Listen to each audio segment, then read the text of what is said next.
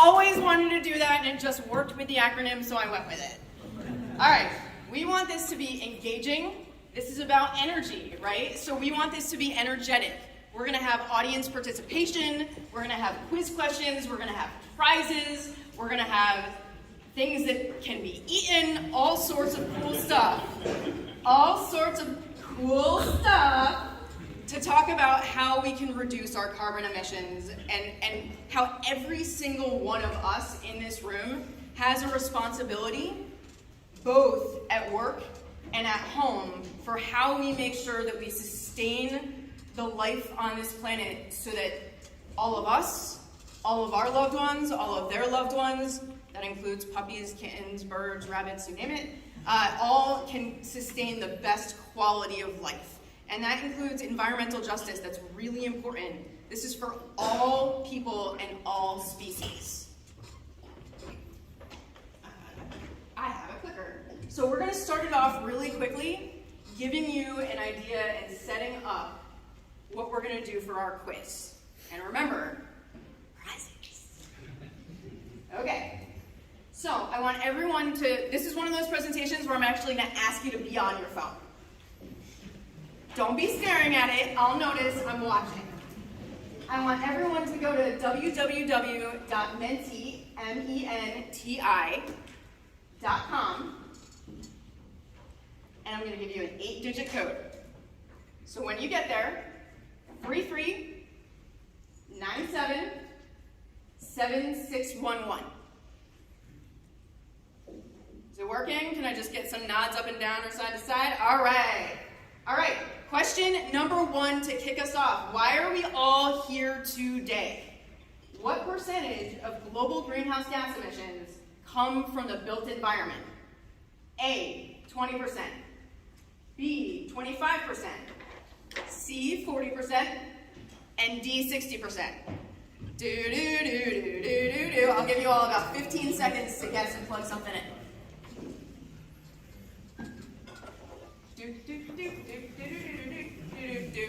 Ready? Everybody guessed? All right. And that is 40%. That is why we are all here today.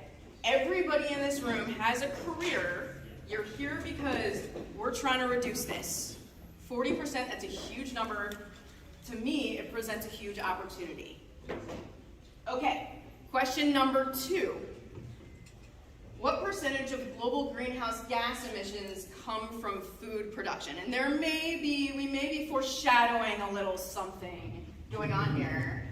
What percentage of global greenhouse gas emissions come from food production? A, 20%, B, 25%, C, 30%, and D, 35%. Well, that is including eating food as well. This is including eating the food as well.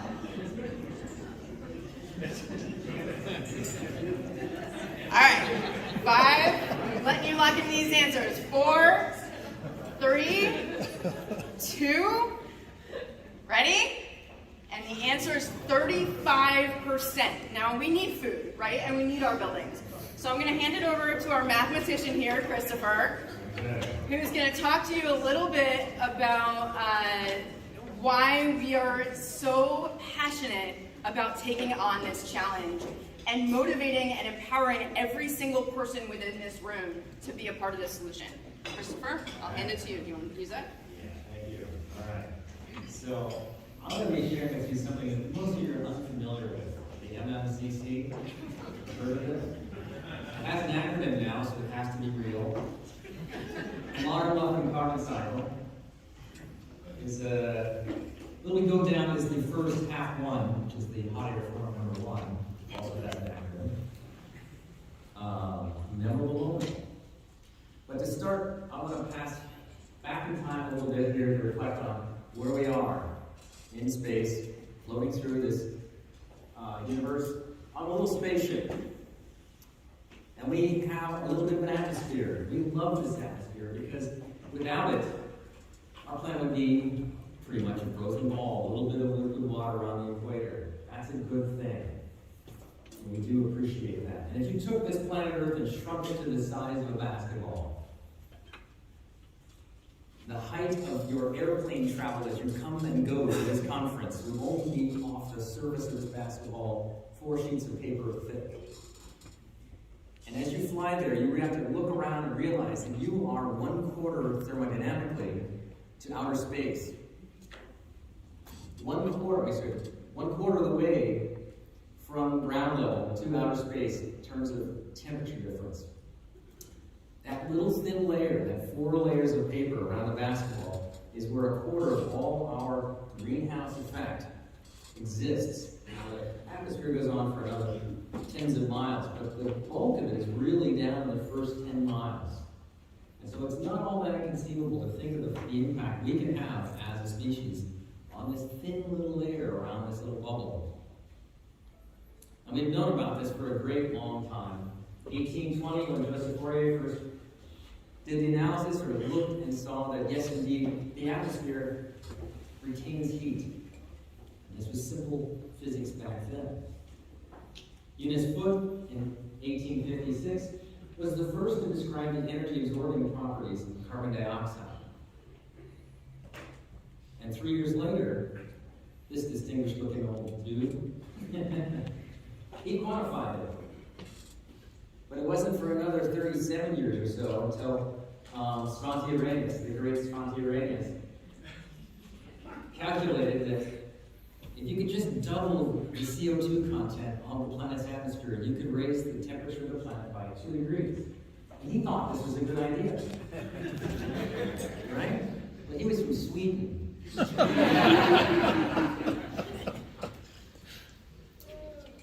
And let's go forward in time quite a while and get to the point where we're starting to realize there's a measurable impact here.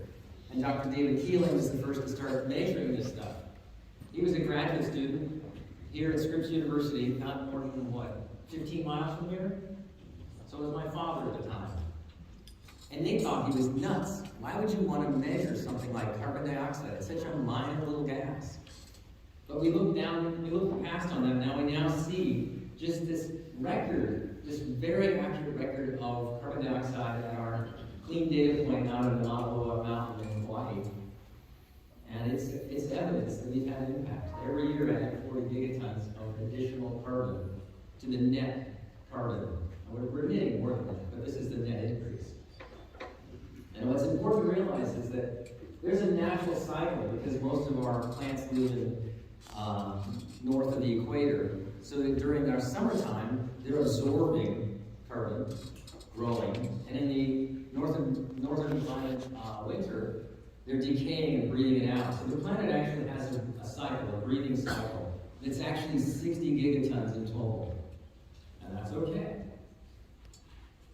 And we're all familiar with the fact that this radiative properties of carbon dioxide and the other greenhouse gases are essentially reducing the amount of long-wave radiation that's leaving the planet by roughly 2¼ watts per square meter.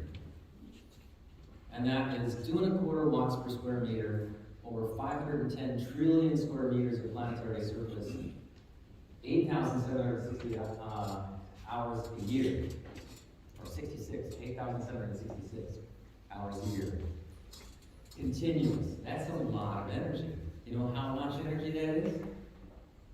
That's the equivalent of 2.3 million 500 megawatt power plants, all just emitting heat into the atmosphere, not serving our purposes of running our homes, moving our cars, or any other stuff we like to do.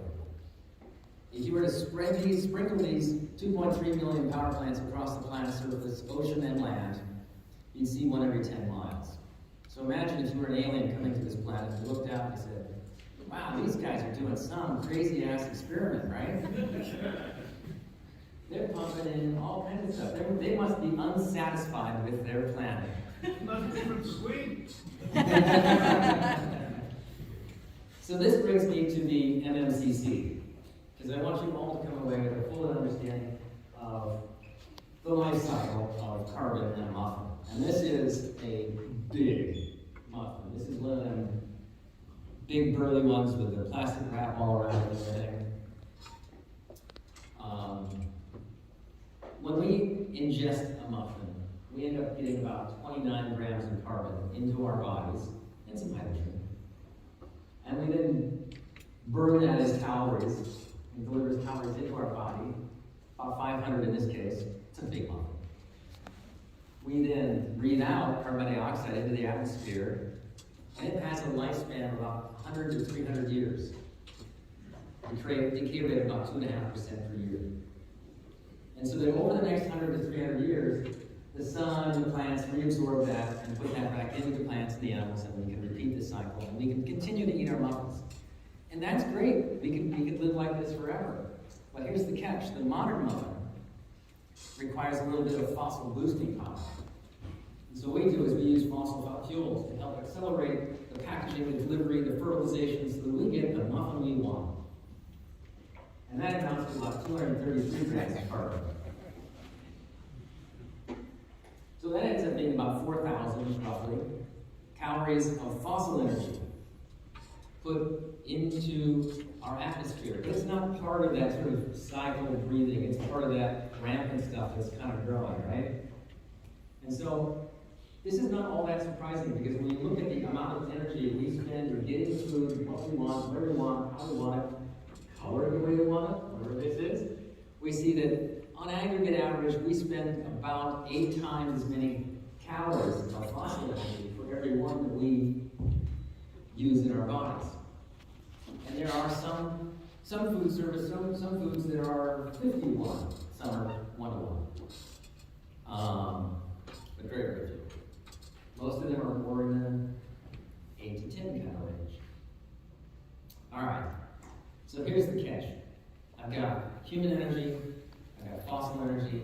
Now, how much does that impact have on the planet? And here's the scary part. When we look at the human's benefit of eating a modern muffin, we get that little red wedge. We burn a little fossil fuel, and we get 100 years of global warming as a consequence. Anybody eat a muffin today? Feel a little guilty? All right. So that's just to put things in context, if you will. So the next thing we're going to do is we're going to have the first ever heat pump metaphor baking contest. With that, I'm handing it over to Ken. Thank you. You now see why I said he's a mathematician and scientist, yes?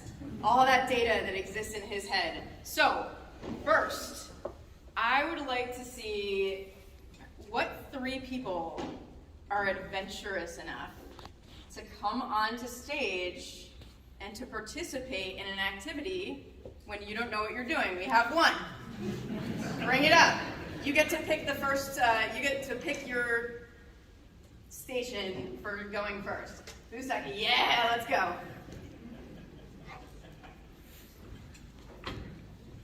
Between you two, you choose. Okay. All right. All right. So here's what we're going to do. Come on up. So here is what we're going to do. Every muffin makes a difference. Every small step is a giant leap. So I'm going to put this on. Would you like to be fired? Sure. Okay. So you're right here. So just put this on. All right. You want to think 3 here? All right. You're going to be the balancing act, the easy button. So I cut this because these are designed I'm too short based on the design of the apron. I may need help. Okay, so here is what we're going to do. I need to get to the next slide. Sorry. I'll put this on as soon as I do that.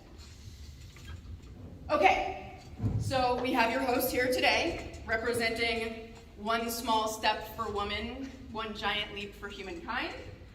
We have our mathematician who likes to bake pie. We have our judge, Steve, who will be coming up and judging the muffins. And then we have 3 guest bakers. And each of these bakers are going to be baking a unique muffin recipe. We have the indulgent muffin recipe. This has ice cream in it. Tastes really good. It might be worth the extra calories while we eat it today, but what's the impact of 100 years? I'm going to jump to the think green. This is our crunchy, earth-saving muffin. You could eat it for breakfast and not feel bad. Maybe not quite as delectable. So then we're going to go to the middle. the balancing act, thinking about all the different variables that we have as we're eating muffins and or heating buildings. And so this indulgent muffin right here, this represents an oil boiler. Crunchy, this is a heat pump. Balancing act, this is your dual fuel solution. And so what we're gonna do is we're gonna walk through creating these muffin mixes. We're gonna put it in our easy bake oven. And then we're going to talk about the math of the 100-year impact of the muffin as well as the heating technology, because it's important that we begin thinking about every single decision we make today. So I will allow you all to step up to your stations and assess your situation. Can you just find this? Basically a milkshake now. Yep, that's correct. That is Global warming.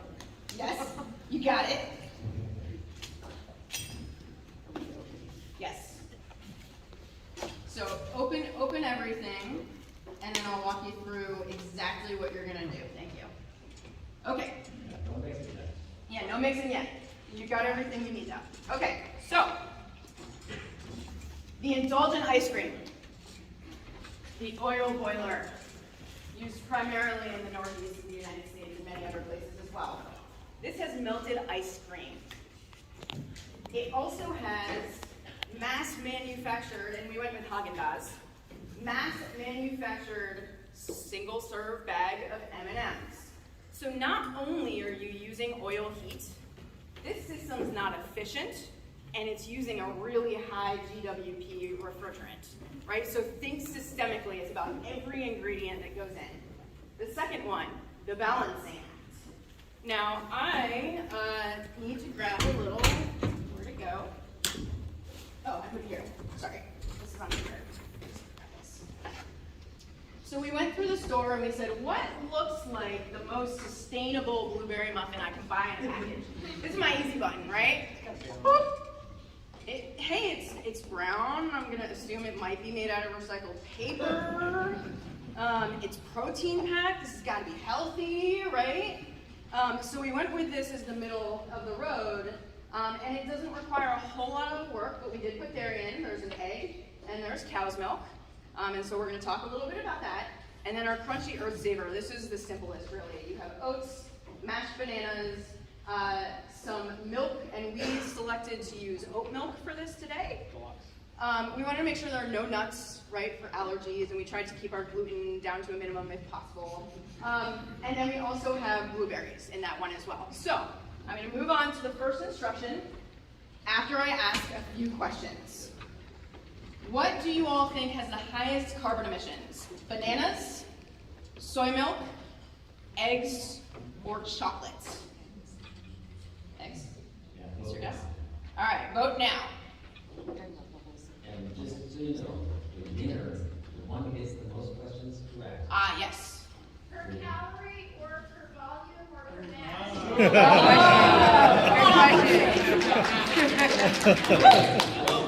I do too. It was my math. All right, by mass. Bananas, soy milk, eggs, or chocolate. Lock in your answer. Lock it in.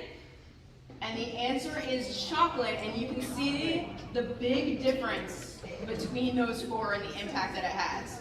So eat a banana for breakfast. Maybe wash it down with some soy milk. Okay, which meat of these four has the lowest greenhouse gases by mass? Also by mass. Beef, poultry, pork, or farmed fish? 7, 6, 5, 4, 3, 2, lift off! Okay, and it's farmed fish. Do you want to add any commentary around the environmental impact of farmed fish?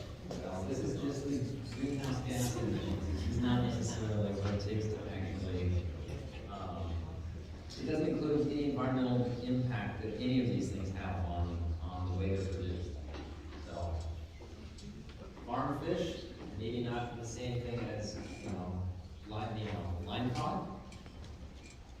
But, if you can catch your grocery live on a line or something like so we'll move to the first step. Okay.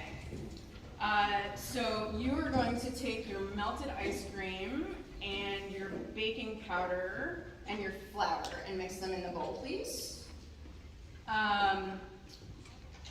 You are going to take the Kodiak mix and your milk and your oil combination. We did all this prep work ahead of time, just like on Good Morning America. And then you're going to take your bananas and your oat milk, and you can mix them in here or in there, whatever you'd like. And mix them up.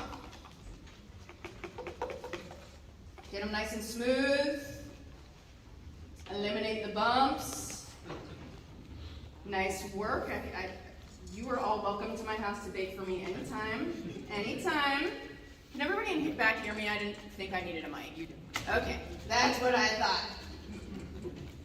All right, we're mixed up. I would like to know from the crowd, which muffin do you think has the lowest carbon emissions? The indulgent ice cream, the balancing act boxed, the crunchy earth saver oatmeal, A, B, or C? Do. I feel like you guys are going to guess this one quickly. I'm going to move on. And I'm assuming a lot of you got that question right. The fact that there's no dairy milk in here or eggs really makes a big impact. You don't have to have cows or chickens, and the cows are producing methane and yada, yada, yada, blah, blah, blah. Okay. You look like you're all set for instruction numero dos. So, add the blueberries and the M&Ms, the eggs to the mix, and the blueberries to the mix. And I believe that should mean we have all of our ingredients all being mixed together. The indulgent one gets this really pretty rainbow color from the M&Ms. It's kind of awesome. That was Christopher's ad. He was like, let's add chocolate. It has a 19. All right. That's okay. You got it. You can have some blueberries on the top of the muffin too. That's what, okay. All right. You're all going to be asked to eat these. I'm going to move the Easy Bake Oven so I can see you all because I'm so short. Okay. Which muffin recipe do you all think has the highest carbon emissions? The indulgent ice cream, the balancing act boxed, or the crunchy earth saver, which apparently I really liked Christopher's Star Wars hat last night and I made it the saber muffin. All right, ready? Everybody putting their answers in Menti? 3, 2, 1, moving on. And it's the indulgent ice cream blueberry muffin. I wasn't sure. I was not 100% sure if it was going to be that or the balancing act. So I was happy with the way that came out. Ready? All right. So we've got everything mixed up.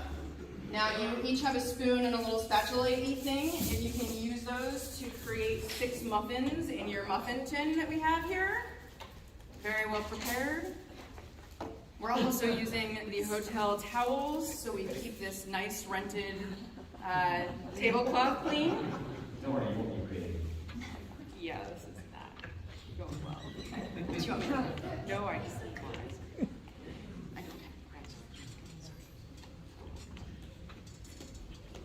Have you ever seen a baking show at an energy conference? I just bring the energy to reduce the energy. Yeah. Ah, all right. This is just like at home. This is just like at home. I wouldn't know because I've never really baked anything before. I baked for the first time this weekend. I baked 3 different recipes of blueberry muffins. All right. As you're ready, if you want to bring your muffins over, we're going to put them in this Easy Bake Oven. I don't know if you want me to take your time. You want me to help you? Huh? High tech. We're going to talk a little bit about the Easy Bake Oven. Maybe I'll talk about it now as they're finishing up. Is it solar powered? It's actually powered by an incandescent lamp,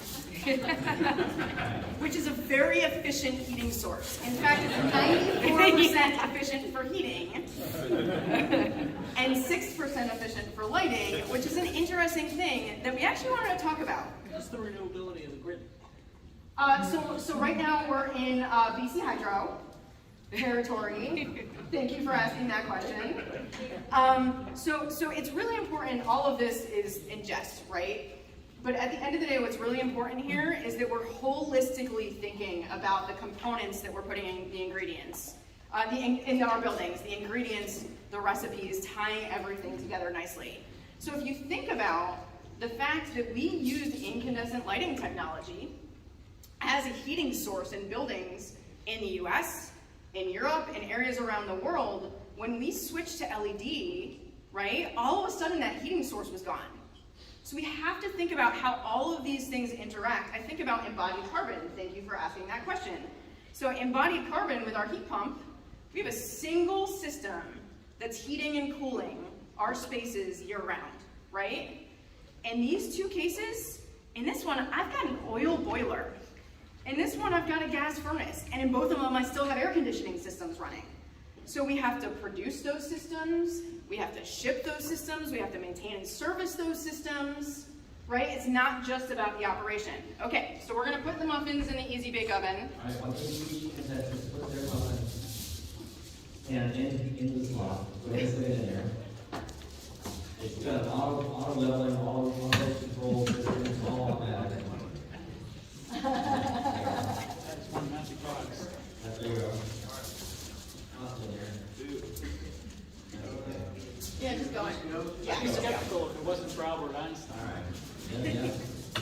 You got to start the oven. Needs a little bit of kinetic energy.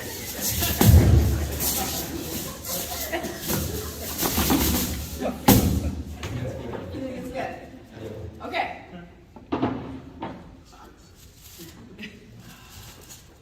Okay. Excellent job. All right. So I think that we will send you all back to your seats so you can participate in the quiz. But first, as a thank you for participating, we have for you, you're welcome to wear this as a badge of honor throughout the rest of the conference. This goes with your apron. The aprons are yours. I made them by myself on a PowerPoint and then printed them. The balancing act goes with yours. And think green, please. There was not a green hat, but there's a lot of water on Earth, so I was okay with the symbolism of the metaphor. All right, thank you.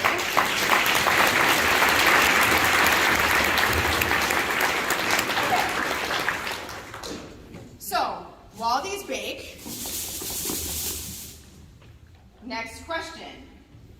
Comfort space heating, what we're here talking about today at the inaugural Hot Air Forum by ACEEE, accounts for X% of global greenhouse gas emissions, where X equals what? A, 10%, B, 0.2%, C, 6%, and D, 26%. I'll give you a little bit on this one. It may exist in the back of my brain at all times, but maybe not everybody thinks about this all day long. 5, lock them in. 4, 3, 2, got them? 6%.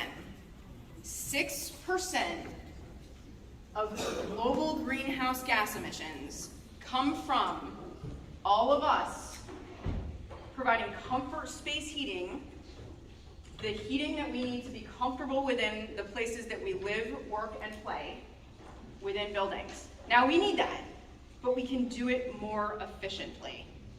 So I'm going to turn it over to Christopher, who's going to take you through, first we're going to do our tasting test, and then we're going to go through the numbers. So, can we have our ACEEE judges come up here to taste test these muffins? No nuts, no gluten. Dairy free.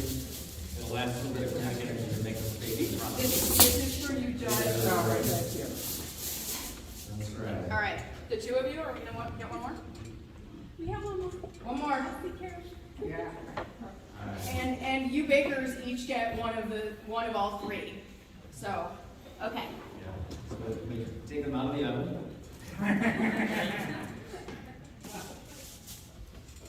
Have you ever baked 18 muffins in your hotel room? Hello. Okay. So let's start with let's start with the crunchy. Let's start with the crunchy. Would you like a crunchy earth-saving muffin? Is there a way to do the pieces? Are we good? Yeah, We let's do You it. can do whatever you want. Alright. You don't want the entire muffin. I'm good. I like it. Do you? It's very healthy. We did add, that works. We did add pumpkin spice to this to add just a little flair. Can't have a crunchy earth-saving muffin without flair. So let that sink in and feel the palate in all sides. Muffins down. You got it. Here. Reusable. Reduce, reuse, recycle. Okay. Are we ready? How about we go this way this time? This is the boxed balancing act blueberry muffin. There you go. They are kind of beautiful.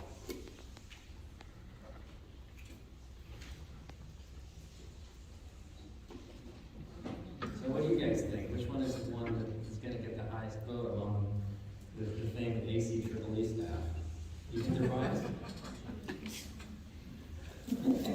I think they all want to save the earth. That might be a bias.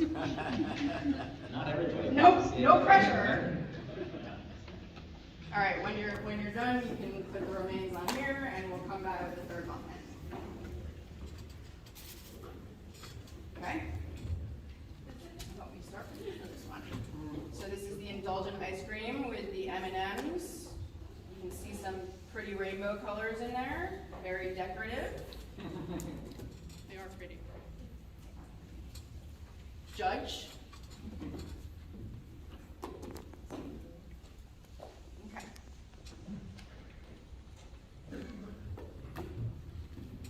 And so, do the three of you want to circle up and make a decision? So the Yes. question is what tastes best? Yeah, what do you like best? Because What would we cook? What would Or you eat at home?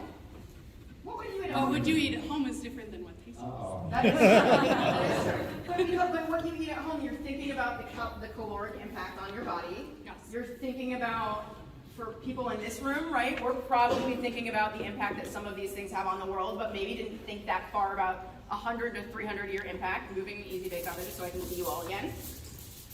What would you serve your guests? What do you think? What would you serve your kids? That's a great way of What was the question?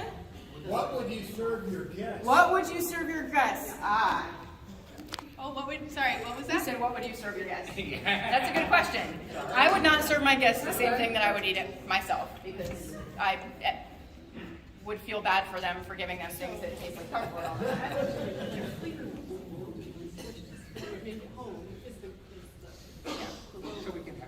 You can answer however you want. If you want to explain a slew of we like all kinds, like there are no rules at ACEEE Hot Air Forum. It's the first one, no rules. No rules. All right, who wants to start? Oh, I'm starting. Okay. The indulgent ones are delicious, let me just be honest. So they taste really good. But what I would make at home are the crunchy granola ones. So that's a non-answer answer, but that Great would be answer. Great what I would answer. say. Important answer. And what would you serve to your guests? I would, well, so I have very crunchy friends. I would serve those to guests. All right. I would also probably make those for myself. The crunchy. Yes, so Yes. that's what I would choose. That was what you would choose. Okay, we have half a vote for ice cream, and 1.5 for crunchy. And I will go with mostly for the crunchy. I would say 3/4 there. That's what I Three did at quarters? home. But those were very good. So You like crunchy. Mr. Matt, we're getting into French. Yes. Well, thank you to our judges and to our bakers. We're going to move on to a little mathematics analysis. Yeah, go ahead. I'm going to walk you guys through some of the math. Now we're going to walk through the math. All right. So really what it comes down to the three different options. There's three components. There's the human energy, the production energy, and then the climate impact of that muffin. I would say that our judges chose wisely. But it is interesting to note that the indulgent is the lowest caloric, which surprised us quite a bit, actually. Calories aren't everything.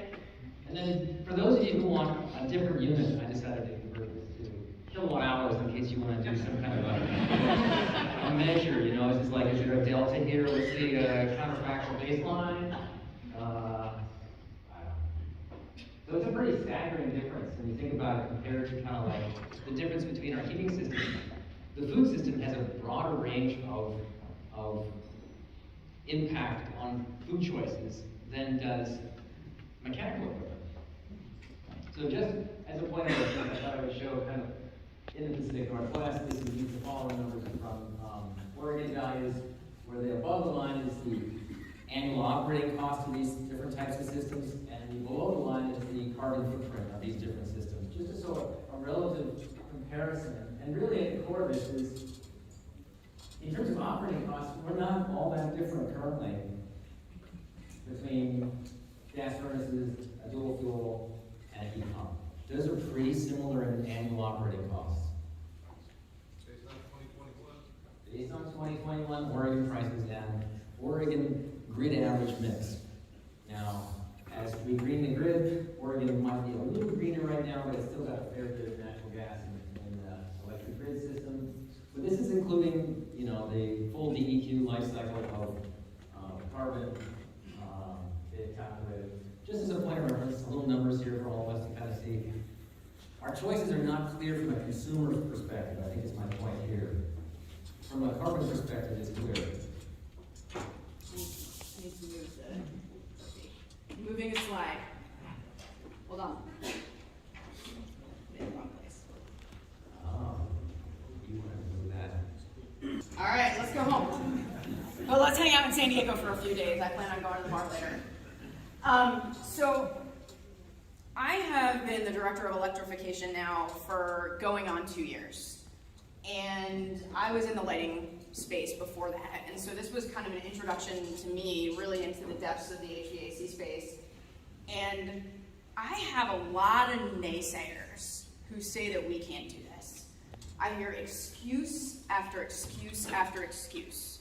But if I think about my cell phone, and if I think about the first cell phones that we had when early cell phones came out, they were literally a mobile phone, right? A phone that was now wireless and mobile. And now, I'm guessing many of us use them to get through security at the airport, and all of the other uses that we have for these telephones. And so there's countless examples of technology where they started very small, and then over time, they really transformed the world. The internet, computers, telephones, lots of cool digital stuff. But I think the electrification of the transportation infrastructure most closely aligns with the electrification of heat. And so if we look back, electric cars actually date back to the 1820s, around the same time that people were first thinking about carbon emissions and how they were impacting our planet. And so we actually saw the first successful electric car make its debut in the United States from a chemist named William Morrison. It went 14 whopping miles per hour and held 6 passengers. So think about that. We're talking about literally 200 years ago right now. Fast forward, Porsche said, I'm coming out with an electric vehicle. And so he did. And then we saw more come to market. But when Henry Ford developed his assembly line, he analyzed electric cars versus gas-powered vehicles. And he went with gas-powered vehicles based on economics back then. And by 1935, after 100 years of development of electric car technology, the electric car disappeared, not to come back until 1973, when the USPS system was using electric Jeeps for delivery. Fast forward to 1971, my favorite detail, in case you can't tell, I love space. The electric vehicle, the lunar rover, was the first human-driven vehicle on the moon, and it was fully electric. I don't know if many of you remember Who Killed the Electric Car. Very interesting movie. Of course, this room is the only room that I'm getting lots of nods. Thank you. Thank you, nerds. That's a compliment for me, because I'm a huge one. So then in the 1990s, so they launched the EV1, and then it disappeared. Again, economic challenges. We keep using these like simple paybacks and ROIs to help make decisions, and here we are utilizing all of these resources on our planet and seeing the impacts in all of these storms and other things. So fast forward to 1997. That's when Prius sold their first plug-in vehicle. And then Tesla shortly, not that long thereafter in 2008, the Leaf in 2010, and now let's fast forward to today. How many people watched the Super Bowl? How many watched for just the commercials? Every single vehicle commercial in the Super Bowl last month was for a plug-in vehicle. So that's where we are today. So I'm going to give you, so now what I'm going to do is I'm going to ask you, according to Bloomberg research, how many plug-in vehicles were sold worldwide in 2021? I got kitschy with this one, 2.2 million, 4.4, 6.6, or 8.8. You'd only be off by an integer multiplier. Huh? You'd only be able, if you guess wrong, you just divide it by an integer and get it. All right, dial them in, gone, and the answer is 6.6 million vehicles, plug-in vehicles were sold in 2021. So, I don't know, I think we can sell a whole lot of heat pumps. Okay, but where are we going? We've looked at where we've been, we've looked at where we are. 2025 is right around the corner. How many plug-in vehicles does Bloomberg estimate to be sold in 2025? 10.6 million, 20.6 million, 30.6 million, and just to keep it interesting, we went with a different digit at the end, 41.8 million. There, I just narrowed your chances and gave you a higher chance of getting that one correct. And I hope you're all keeping track of how many you're getting right, by the way. And the answer is 20.6 million vehicles are projected to be sold in 2025. And this accounts for 23% of vehicles sold in 2025. So just about 1 in 4 vehicles sold worldwide will be plug-in, and 70% of those will be fully electric. So I don't want to hear excuses. We can do this. Let's talk about how that translates to the electrification of heat. Lord Kelvin, yes, negative 273 degree Kelvin, was the first to describe the theory of heat pumps. The first heat pump was built in 1856. Thomas Edison, of course, got his fingers in everything. So he started to apply the principles that he used for the incandescent lamp to domestic electric light and heating, really high heat efficiency. GE came out with an electric heater in the 1880s as a part of this, as he rolled out the electric grid and all of these other things. But then electric heat followed a very similar trajectory to the electric vehicle, and it disappeared for about 100 years. So fast forward. 1945, we saw the first full-scale water source heat pump. The gentleman, John Summer, actually installed a closed-loop ground source heat pump to heat and cool his home in the 50s. Pretty cool. In 1983, we saw a heat pump coming out of Europe. And then fast forward to now. So the most recent data of 2008, that's the end of my past before I move into my present and future, 750,000 heat pumps were operating in the United States. Put that number in your brain, 750,000 heat pumps in the United States in 2008. So allow me to ask you, the International Energy Agency says how many heat pumps were installed globally by 2020? 17 million, 42 million, 177 million, or 750 million? Everybody weighed your answers. I've never thought I was going to thank you all for looking at your phones during a presentation. And the answer is, last second to get it in, 177 million heat pumps were installed globally by 2020. Okay, so that's where we've been. Where are we and where are we going? The IEA projects how many heat pumps will be installed by 2030. 253 million, 372 million, 580 million, or 750 million. Get your guesses in, and we will get to the last question, and then we'll wrap. 253 million. That's pretty significant growth from 177 over the course of 5 years globally.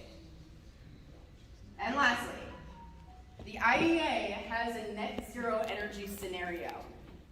How many heat pumps do they require to be installed by 2030 to meet that net zero energy scenario? 300 million, 400 million, 500 million, or 600 million?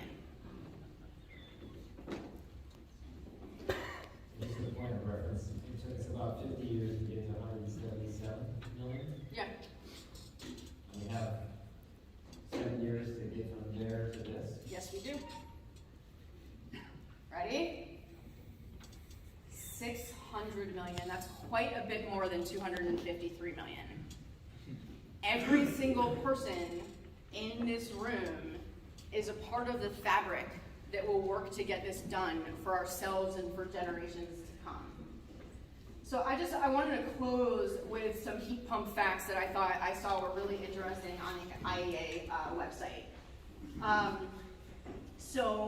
Carbon heating and cooling in a single system, this muffin, can eliminate the requirement for 2 separate systems for 2.6 billion people by 2050. This is the path to the future. We need the same pioneering energy, excitement, collaboration, innovation that we've seen with human space travel, with the invent of the internet and the evolution, with computers, telephones, and electric transportation technology. We need to start to see that same shift happen in the electric heating space, transitioning from the indulgent to the balancing act, easy button, and then finally to the electric heating solutions. And now I have a question for you all. How many of you got 5 or more answers correct? Put your hands in the air. There were 12. Sorry. Okay. How many got, keep them up, keep them up, keep them up. How many got 6? How many got 7? How many got 8? I see 3 hands. Can you guys stand up? People still holding them up? Yeah, stand up. Stand up. How many got 9? You got 9. You got 9 too? 10? 11. Last man standing. You got 10, and you got 10. So, do you want to, So this is the first ever hire for a Muffin Master Award. And we'd like to actually, for both of you to come up on stage. And the Honorable Judge Nadell will be able to be present.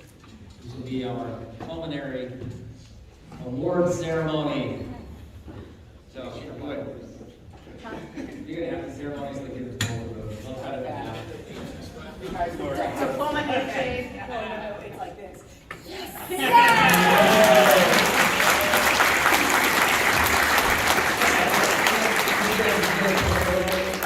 they at least get a muffin? Yes, you know. And that's a wrap, but if you're going to wrap your muffin, please don't do it in a single-use plastic.